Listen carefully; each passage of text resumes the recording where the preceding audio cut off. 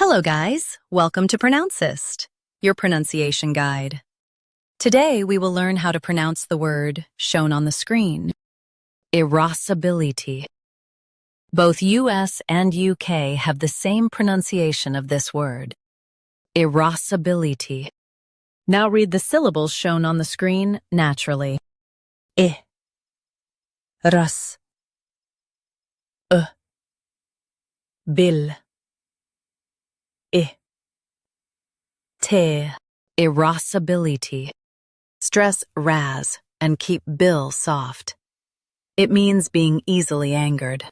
I, ras,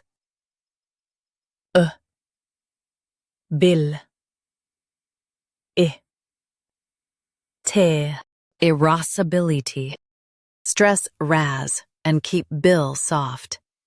It means being easily angered. I, ras, bil, I, te, irascibility. Stress ras and keep bil soft. It means being easily angered. I, ras, bil, I, te, irascibility. Practice repeatedly and you'll soon be able to say this word perfectly.